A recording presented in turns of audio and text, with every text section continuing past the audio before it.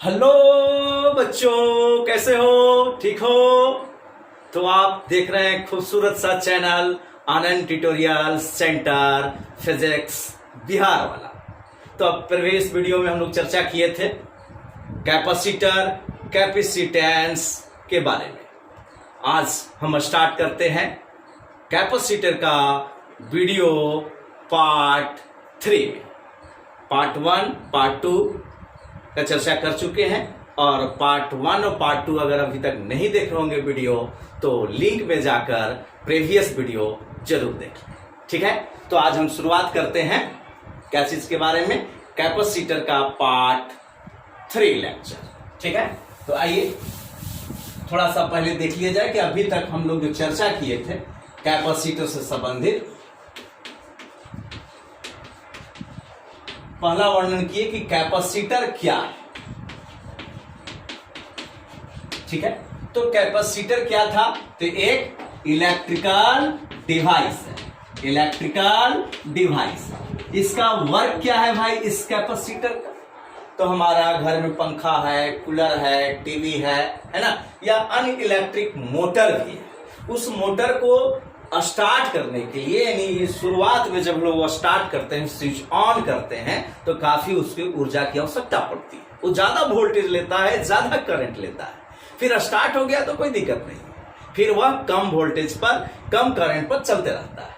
मगर starting period में हमको काफी एनर्जी की आवश्यकता पड़ती है, इसलिए एक डिवाइस बनाई गई जिस डिवाइस का नाम है कैपेसिटर। तो कैपेसिटर एक इलेक्ट्रिकल डिवाइस था, है ना, जो वर्क क्या करता है, इलेक्ट्रिकल डिवाइस को स्टार्टिंग करने, इलेक्ट्रिकल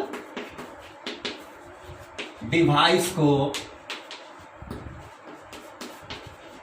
स्टार्टिंग करने में हम लोग इसका उपयोग करते हैं। ठीक है, उसके बाद चर्चा की कि कैपेसिटर करता क्या है। तो कैपेसिटर करता है चार्ज को होल्ड करके रखता है, पकड़ के रखता है, स्टोर करके रखता है। ठीक है, तो कितना स्टोर करके रखता है, तो उस फिजिकल क्वांटिटी का नाम पड़ा कैपेसिटेंस। विद्युत धारिता नाम, विद्युत धारिता बोले। और कैपेसिटर, कैपेसिटर का हिंदी हो जाएगा संधारित्र। तो कैपेसिटेंस क्या है? तो कैपेसिटर कितना चार्ज को होल्ड करके रखता है। तो जितना वह चार्ज को होल्ड करके रखेगा, पकड़ के रखेगा, संचित करके रखेगा, स्टोर करके रखेगा, उसी को हम लोग बोलते हैं, उस फिजिकल क्वांटिटी को या उस प्रॉपर्टीज को हम लोग बोलते हैं कैपेसिटेंस। जो इसको रिप्रेजेंट किससे किए थे? सी द्वारा। तो सी बराबर आपका फॉर्मूला आया था Q बटा V। क्या फॉर्मूला आया था? Q बटा V। Q क्या है? चार्ज है, electric charge, electric charge. Q हो गया आपका इलेक्ट्रिक चार्ज, V हो गया इलेक्ट्रिक पोटेंशियल, इलेक्ट्रिक पोटेंशियल। इसका हिंदी होता है विद्युत आवेश, विद्युत आवेश। और इसका हिंदी हो जाएगा विद्युत विभव। फिर हम चर्चा किए कि कैपेसिटेंस जो होता है वो इलेक्ट्रिक चार्ज और इलेक्ट्रिक पोटेंशियल पर निर्भर नहीं करता है। यह चार्ज और इलेक्ट्रिक पोटेंशियल का एक रेशियो है, और रेशियो हमेशा सदैव फिक्स होता है। हाँ ठीक है, चार्ज उसको देंगे तो वोल्टेज उसका बढ़ेगा, इलेक्ट्रिक पोटेंशियल बढ़ेगा। चार्ज देते जाएंगे, जैसे मान लो कि कोई कंडक्टर है ना, पहले हम 1 कूलम दिए, फिर इसको 2 कूलम दिए, फिर इसको 3 कूलम दिए, तो उसी तरह से इसका भी इलेक्ट्रिक पोटेंशियल क्या होते जाएगा? बढ़ते जाएगा। इलेक्ट्रिक पोटेंशियल का यूनिट क्या था? वोल्ट था। तो मान लो कि 1 कूलम दिए तो 0.2 वोल्ट बढ़ा, 0.3 वोल्ट बढ़ा, 0.4 वोल्ट बढ़ा। और इसका जब हम रेशियो निकालते हैं तो रेशियो सदैव क्या आती है? कांस्टेंट आती है। इसका मतलब है कि चार्ज देने पर ऐसा नहीं है कि हम वोल्टेज अथाह अनंत बढ़ा देंगे, बहुत ज्यादा इसमें हम एनर्जी स्टोर नहीं कर सकते, क्योंकि इसकी एक कैपेसिटी होती है। प्रभु ने इसको ठोक के भेजा इस कंडक्टर को, इस मटेरियल को, कि तुम्हारा इतना ही कैपेसिटी है, इतना ही तुम धारण कर सकते हो। यानी कि जैसे जैसे इसका चार्ज को हम बढ़ाते जाएंगे, इंक्रीज कराते जाएंगे, है ना, वैसे वैसे इसका वोल्टेज भी क्या करता जाएगा, इलेक्ट्रिक पोटेंशियल बढ़ते जाएगा, बढ़ते जाएगा, बढ़ते जाएगा। एक ऐसा सिचुएशन आएगा, एक ऐसा कंडीशन आएगा कि चार्ज देंगे भी तो इसका वोल्टेज नहीं बढ़ेगा। तो आखिर हम चार्ज दे रहे हैं तो एनर्जी गया कहां? तो ऐसा हो जाता है कि चार्ज देते गए इसका पोटेंशियल, इलेक्ट्रिक पोटेंशियल बढ़ते गया, बढ़ते गया, बढ़ते गया, और इतना मैक्सिमम हो जाता है कि उसके बाद इसका वोल्टेज नहीं बढ़ता है। चार्ज देने पर करता क्या है, एनर्जी कहां लेके चला जाता है? तो यह कंडक्टर एयर में रखा हुआ है, किसमें? हवा में। तो हवा में क्या होते हैं? एटम होते हैं, परमाणु होते हैं, और परमाणु के अंदर में आप जानते हैं कि इलेक्ट्रॉन, प्रोटॉन और न्यूट्रॉन होते हैं। तो उस इलेक्ट्रॉन और प्रोटॉन को तो नहीं खींच पाएगा क्योंकि वह न्यूक्लियस में है, स्ट्रॉन्ग फोर्स से वह बंधा हुआ है। तो किसको खींचना शुरू करता है? तो एयर में जो परमाणु है, हवा में जो परमाणु है, परमाणु के अंदर में जो इलेक्ट्रॉन है, उस इलेक्ट्रॉन को खींचने में इसकी एनर्जी क्या हो जाती है? समाप्त हो जाती है। यानी जो एक्स्ट्रा हम चार्ज दे रहे हैं तो एनर्जी बढ़ना चाहिए था, एनर्जी बढ़ता नहीं है। वह एनर्जी कहां पर वर्क करने लगता है? तो उस एटम के इलेक्ट्रॉन को खींचने में। जैसे ग्लास है, मान लो कि ये मेरा जो ग्लास है ये 1/2 लीटर का है, यानी इसकी कैपेसिटी कितना है पानी रखने का? 1/2 लीटर, आधा लीटर पानी को रख सकता है। तो हम क्या करते हैं, इसको पानी इसमें भरना हम शुरू करते हैं। जैसे जैसे इसका पानी भरते जाएंगे तो इसका लेयर भी क्या होते जाएगा? बढ़ते जाएगा। लेयर बढ़ने का मतलब एनर्जी। पानी जो हम जैसे जैसे इसको इसमें डालते जाएंगे वैसे वैसे इसका लेयर क्या होगा? बढ़ते जाएगा। लेयर बढ़ने का मतलब एनर्जी, इलेक्ट्रिक पोटेंशियल बढ़ रहा है। पानी जो इसमें हम डाल रहे हैं एज लाइक समझना क्या? चार्ज, हम चार्ज इसको दे रहे हैं। तो जैसे जैसे हम इसमें पानी डालते जाएंगे वैसे वैसे इसका लेयर बढ़ते जाएगा। एक बार ऐसा होगा कि हम चार्ज देते गए, लेयर बढ़ता गया, चार्ज देते गए, लेयर बढ़ता गया, चार्ज देते गए, लेयर बढ़ते गया, और चार्ज दे रहे हैं फिर लेयर बढ़ना बंद हो जाएगा। वह पानी बाहर की ओर क्या हो जाएगा? बह जाएगा। जो एक्स्ट्रा वाटर दीजिएगा वो बहना शुरू कर देगा। कहने का अर्थ यह है कि वाटर हम क्या ले रहे हैं? चार्ज मान लिए थे। चार्ज को हम क्या मान लिए? पानी। पानी रे पानी तेरा रंग कैसा, है ना? तो इसको हम क्या मान लिए? चार्ज को हमने पानी मान लिया, ठीक है, वाटर। और यहां पर जो हम इलेक्ट्रिक पोटेंशियल की जो बात कर रहे थे उसको हम एक लेयर मान लिए कि जैसे जैसे लेयर बढ़ेगा तो समझना कि इलेक्ट्रिक पोटेंशियल उसका बढ़ रहा है। तो देखिए, तो हम चार्ज देते गए, इसका इलेक्ट्रिक पोटेंशियल बढ़ते गया। एक ऐसा कंडीशन आया, एक ऐसा सिचुएशन आया, एक ऐसी स्थिति आ गई कि हम चार्ज दे भी रहे हैं तो इसका इलेक्ट्रिक एनर्जी नहीं बढ़ रहा है। यानी इसकी एक कैपेसिटी है कि 1/2 लीटर से ज्यादा इसमें पानी नहीं हटेगा। अगर ज्यादा देते हैं तो बह जाएगा। उसी तरह से यहां भी कैपेसिटी से इसका ज्यादा चार्ज दीजिएगा तो एनर्जी तो बढ़ना चाहिए था, परंतु वह एनर्जी हवा के परमाणु के इलेक्ट्रॉन को खींचने में खपत कर देता है।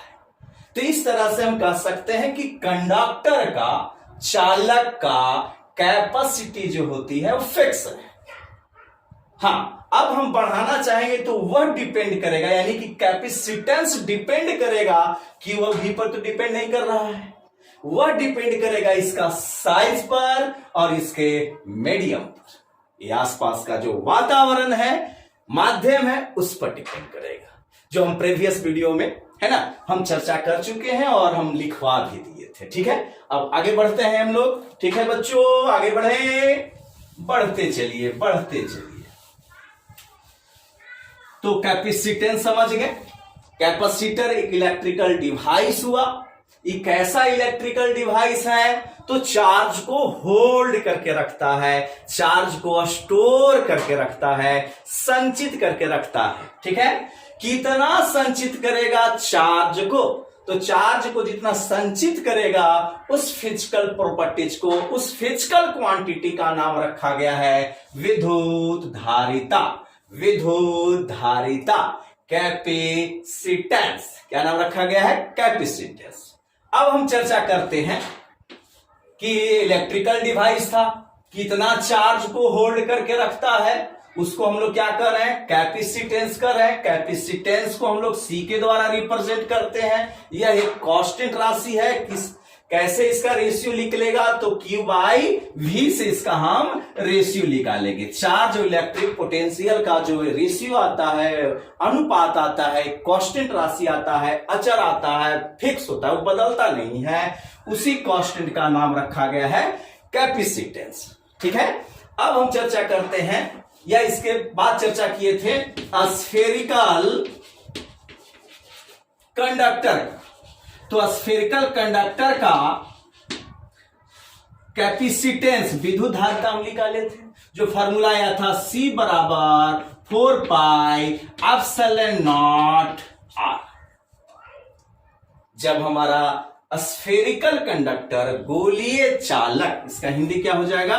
गोलीय चालक, गोलीय चालक, जब वो हवा में रखा हुआ है ना, यानी कि वैक्यूम हो या फ्री स्पेस हो या एयर हो, तब स्फेरिकल कंडक्टर का कैपेसिटेंस कितना हो जाएगा? 4 pi epsilon naught into R. यदि अगर मीडियम होगा तो फॉर्मूला हो जाएगा C बराबर 4 pi epsilon naught epsilon R गुने कैपिटल आर। ये हो गया 4 फ्री स्पेस, है ना, फ्री स्पेस, और ये हो गया 4 मीडियम। अब जरा समझिए कि कैपेसिटर क्या करता है? चार्ज को होल्ड करके रखता है। तो हम प्रीवियस वीडियो में चर्चा किए थे कि चार्ज को अनंत बिंदु से किसी बिंदु तक लाने में किया गया कार्य, एकांक चार्ज को, एकांक धन आवेश को अनंत से किसी बिंदु तक लाने में किया गया कार्य क्या कहलाता था? Electric potential. तो यह कैपेसिटर क्या करता है? चार्ज को पकड़ता है, यानी इसके पास चार्ज आ रहा है, उसको होल्ड करके रखे हुए है। तो क्या इसका बढ़ेगा? तो इलेक्ट्रिक पोटेंशियल बढ़ेगा। ठीक है, इलेक्ट्रिक पोटेंशियल के मतलब हुआ इलेक्ट्रिक एनर्जी। तो अभी देखते हैं कि कैपेसिटर को जब हम चार्ज करेंगे, चार्जिंग करेंगे, आवेश देंगे, तो इसका इलेक्ट्रिक एनर्जी इसमें कितना स्टोर होगा? क्योंकि चार्ज है, चार्ज उसको दे रहे हैं, तो उसके पास इलेक्ट्रिक पोटेंशियल भी आ गया होगा। इलेक्ट्रिक पोटेंशियल है तो इलेक्ट्रिक एनर्जी भी होगा। तो आइए अब हम चर्चा करते हैं कि कैपेसिटर में, है ना, कैपेसिटर में कितना एनर्जी स्टोर होगा। तो अब हम चर्चा करते हैं एनर्जी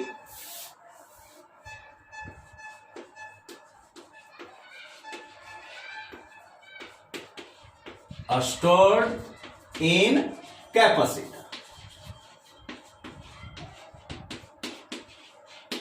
हिंदी हो जाएगा संधारित्र में संचित ऊर्जा। क्योंकि कैपेसिटर चार्ज को होल्ड करता है, चार्ज को होल्ड कर रहा है, यानी उसके पास कौन जा रहा है? चार्ज जा रहा है, यानी कि एक बिंदु से दूसरे बिंदु तक चार्ज जा रहा है। चार्ज जाने में जो किया गया जो कार्य होता है वही कहलाता है इलेक्ट्रिक पोटेंशियल। और इलेक्ट्रिक पोटेंशियल क्या है? एक प्रकार का एनर्जी है, क्योंकि वर्क करेंगे हम तो उसमें एनर्जी अवश्य आएगा, और एनर्जी आता है तो फिर वो क्या करेगा? वर्क करेगा। वर्क एनर्जी, वर्क किससे? एनर्जी आ जाएगा, एनर्जी है तो वर्क करेगा। जैसे मान लो कि यही चौक है, तो इस चौक को हम यहां तक उठाते हैं, तो पहले हम क्या कर रहे हैं? इस पर काम किया, हम काम करी थी, सबसे पहले हम क्या किए? इस पर काम किया। जब हम वर्क किया तो अब देखिए कि क्या वर्क करने से एनर्जी आता है कि नहीं? तो इसको छोड़ दो, चलना शुरू कर दिया। यानी कि पहले इस पर हमने काम किया, और काम करने से उसमें क्या आ गया? एनर्जी आ गया, ऊर्जा आ गया। ऊर्जा अगर आ गया तो नेसेसरी को फिर क्या करेगा? वर्क करेगा। ठीक है, देखिए अब लोग एनर्जी स्टोर इन कैपेसिटर निकालते हैं। हम स्फेरिकल कंडक्टर ही अभी लेके चल रहे हैं। या कोई कैपेसिटर है, हो सकता है स्फेरिकल हो, सिलिंड्रिकल हो, आगे हम चर्चा करेंगे। इसको हम चार्ज दिए, थोड़ा सा वेरी वेरी स्मॉल चार्ज दिए, तो स्मॉल चार्ज दे रहे हैं, तो स्मॉल चार्ज देने में किया गया कार्य भी क्या होगा, स्मॉल होगा। जब किया गया कार्य स्मॉल होगा तो इसका जो इलेक्ट्रिक पोटेंशियल भी अगर इंक्रीज किया होगा तो वेरी वेरी स्मॉल किया होगा। एक चीज याद कीजिए, इलेक्ट्रिक पोटेंशियल क्या है, थोड़ा सा फिर चर्चा कर देते हैं। इलेक्ट्रिक पोटेंशियल, विद्युत विभव। तो विद्युत विभव क्या था, याद कीजिए, वर्क डन पर यूनिट टेस्ट चार्ज, है ना। टेस्ट चार्ज पर किया गया कार्य ही क्या कहलाता है, इलेक्ट्रिक पोटेंशियल कहलाता है। तो इलेक्ट्रिक पोटेंशियल को हम लोग रिप्रेजेंट करते हैं V के द्वारा।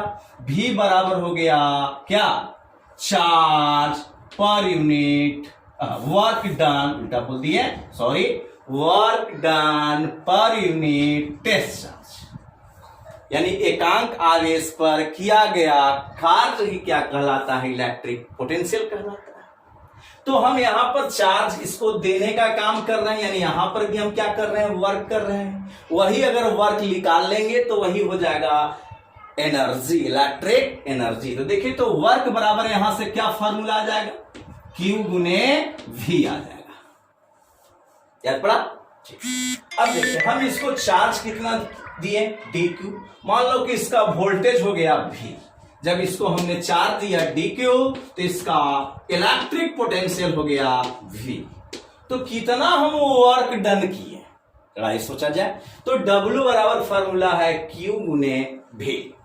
तो चार्ज दिए हैं वेरी वेरी स्मॉल, तो काम भी किए होंगे वेरी वेरी स्मॉल, यानी कि dW कैलकुलस की सहायता से हम लिखेंगे dW इजिकल टू V गुने dQ लिखेंगे। ठीक है, इसी तरह से हम चार्ज देते गए, ये भी जानते हैं कि चार्ज देने से वोल्टेज तो बढ़ेगा, मगर एक ऐसा एक स्थिति आ जाता है, पोजीशन आ जाता है जहां पर चार्ज देते भी हैं तो उसका वोल्टेज बढ़ता नहीं है। इसका एक कैपेसिटी है, इसका एक एबिलिटी है कि इतना से ज्यादा नहीं होगा, तो उस एबिलिटी का ही नाम था कैपेसिटेंस। तो हम मान लेते हैं कि इस कैपेसिटर का कैपेसिटेंस जो है